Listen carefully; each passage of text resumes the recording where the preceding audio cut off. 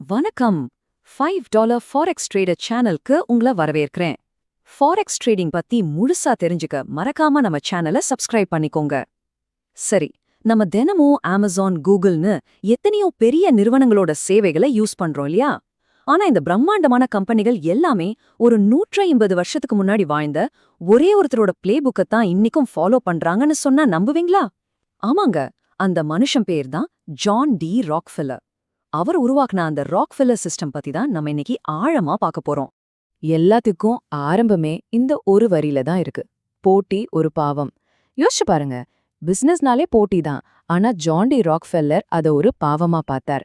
மத்த கம்பெனிகள் எல்லாம் போட்டிய போட்டு ஜெயிப்போம்னு நினைச்சப்போ அவரு போட்டியே இருக்கக்கூடாதுன்னு நினைச்சார்.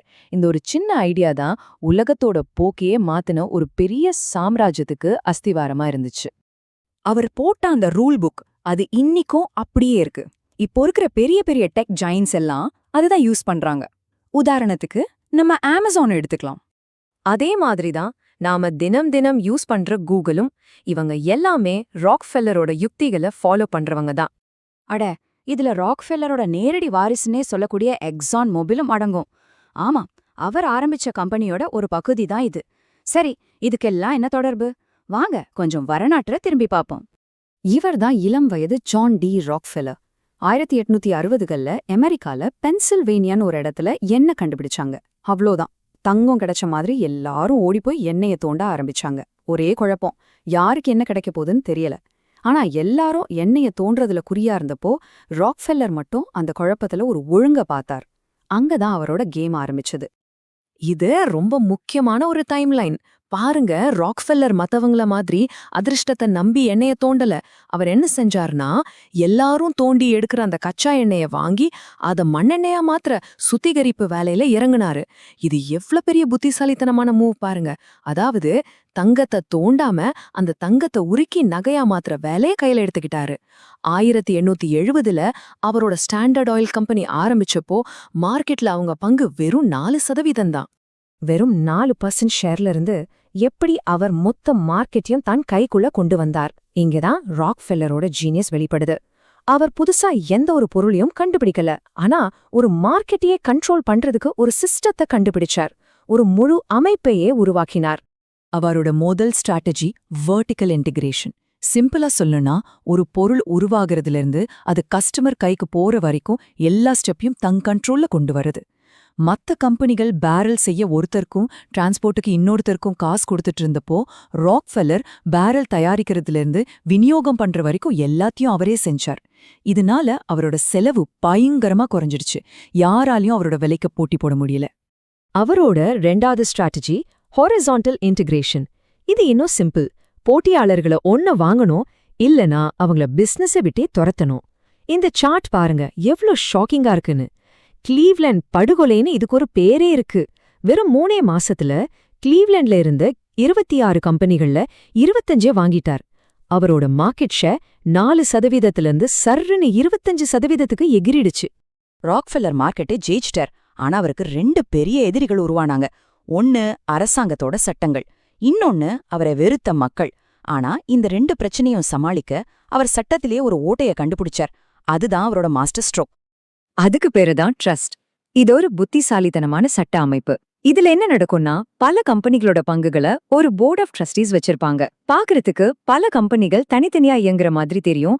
ஆனா கண்ட்ரோல் எல்லாம் ஒரே இடத்துல தான் இருக்கும். இன்னைக்கு நாம பாக்குற பெரிய பெரிய கார்ப்பரேஷன்களுக்கெல்லாம் இதுதான் தாய் வீடுன்னு சொல்லலாம். இதனால சட்டத்தையும் மீறல, ஆனா அவரோட ஏகபோகத்தையும் அவர் விடல. ஆனா மக்கள் எதிர்ப்பு அதிகமாச்சு. பத்திரிகைகள் எல்லாம் அவரை பத்தி எழுத ஆரம்பிச்சது. கடைசியா 1911ல அமெரிக்கா சுப்ரீம் கோர்ட் ஸ்டாண்டர்ட் ஆயில் ஒரு சட்டவிரோத ஏகபோகம்னு சொல்லி அத 34 சின்ன சின்ன கம்பெனியா உடைக்க உத்தரவு போட்டாங்க. எல்லாரும் ராக்ஃபெல்லரோட கதை முடிஞ்சுதுன்னு நினைச்சாங்க. ஆனா அங்கதான் ஒரு பெரிய ட்விஸ்டே ஆரம்பிச்சுது. கம்பெனிய உடைச்சதுனால அவரோட சொத்து அழியல, தலைகீழா அவரோட சொத்து 3 மடங்கு அதிகமாச்சு. எப்படின்னு கேக்குறீங்களா? ரொம்ப சிம்பிள். அந்த 34 பேபி கம்பெனிகளோட பெரும்பான்மையான பங்குகளும் அவர் கையில தான் இருந்துச்சு. ஒரே ஒரு பெரிய கம்பெனியா இருந்ததை விட 34 சின்ன சின்ன ஏகபோக கம்பெனிகளோட மொத்த மதிப்பு பல மடங்கு அதிகமா இருந்தது. இன்னொரு ஆச்சரியமான விஷயம் என்னன்னா, அன்னைக்கு உடைக்கப்பட்ட அந்த பேபி கம்பெனிகள் தான் இன்னைக்கு நாம பாக்குற எக்ஸான், மொபில், ஷெவ்ரான் மாதிரி பெரிய பெரிய எண்ணெய் நிறுவனங்கள். இதுல வேடிக்கை என்ன தெரியுமா? காலப்போக்குல இதுல பல கம்பெனிகள் மறுபடியும் ஒன்னு சேர்ந்து பழைய சாம்ராஜ்யத்தை கிட்டத்தட்ட திரும்பவும் கட்டிட்டாங்க. சரி, இப்ப நாம விஷயத்தோட முக்கியமான கட்டத்துக்கு வரோம். ராக்ஃபெல்லரோட உண்மையான சாதனை ஸ்டாண்டர்ட் ஆயிலுங்கிற கம்பெனி கிடையாது, அவர் உருவாக்குன அந்த சிஸ்டம் தான். நாம எல்லாரும் இன்னைக்கு அந்த சிஸ்டத்துக்குள்ள தான் வாழ்ந்துட்டு இருக்கோம். இந்த டேபிள பாருங்க, உங்களுக்கே புரியும். ராக்ஃபெல்லரோட ஒவ்வொரு டெக்னிக்கும் இன்னைக்கு எப்படி யூஸ் ஆகுதுன்னு பாருங்க. வெர்டிகல் இன்டகிரேஷன், அதுக்கு பெஸ்ட் உதாரணம் அமேசான். அவங்க பொருளை விக்கிறது மட்டுமில்ல, டெலிவரி, வேர்ஹவுஸ், ஏன் அவங்களோட சர்வர் வரைக்கும் எல்லாமே அவங்க கண்ட்ரோல். ஹாரிசான்டல் இன்டகிரேஷன், ஃபேஸ்புக் எடுத்துக்கோங்க. அவங்களுக்கு போட்டியா வந்த இன்ஸ்டாகிராம், வாட்ஸ்ஆப் ரெண்டையும் வாங்கிட்டாங்க. ட்ரஸ்ட் அமைப்பு, கூகுளோட தாய் நிறுவனமான ஆல்பபெட், யூடியூப், வேமோன்னு பல கம்பெனிகளை ஒரே கொடைக்கு கீழே வச்சிருக்கு. ஆனா பெரிய பெரிய நன்கொடைகள் கொடுத்து தங்களோட செல்வாக்கு நிலைநாட்டுறதுல கூட பில்கேட்ஸ் ஃபவுண்டேஷன் மாதிரி அமைப்புகள் ராக்ஃபெல்லர் போட்ட பாதையில தான் போறாங்க.